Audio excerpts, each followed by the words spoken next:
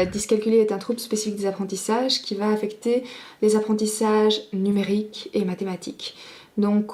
l'enfant dyscalculique va avoir des difficultés à comprendre la notion de nombre, à estimer quel nombre est plus grand, quel nombre est moins grand, à comprendre la logique vraiment inhérente à certains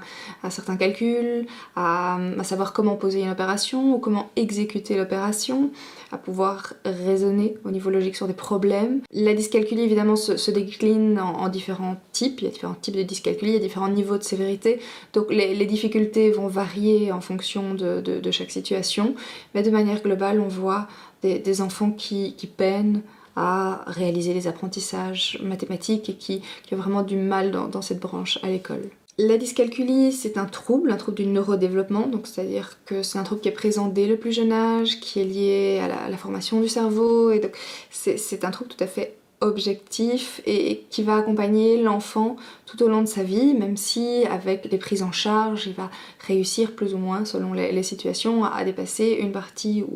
ou une majorité de ses difficultés. Dans certaines situations, on pourrait confondre avec des difficultés juste en mathématiques. Dans la dyscalculie, il ne s'agit pas de répéter un même apprentissage 5 fois, 10 fois, on voit bien qu'il y a quelque chose d'autre que juste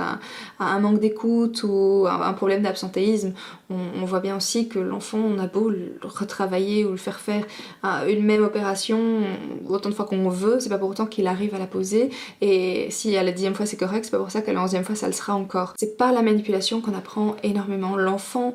dyscalculique, comme il a du mal à abstraire, à comprendre, à généraliser les règles et qu'il a vraiment des difficultés à construire ses apprentissages mathématiques, c'est toujours intéressant de repartir sur du matériel le plus concret possible, donc faire les exercices avec lui en manipulant des jetons, en lui faisant même parfois mimer la situation problème, ou en prenant un nombre de marrons en fonction de ce qui est indiqué dans l'opération, et vraiment de repartir de cette manipulation pour que l'enfant sente concrètement dans son corps l'apprentissage en tant que tel, et pour que il puisse justement améliorer comme ça sa compréhension au fur et à mesure du temps, au fur et à mesure de sa progression, passer vers des apprentissages un peu moins concrets, par exemple par le dessin, on va dessiner simplement les 2 marrons puis les barrer, et puis alors estomper tout à fait l'aide et essayer d'arriver à un apprentissage plus abstrait.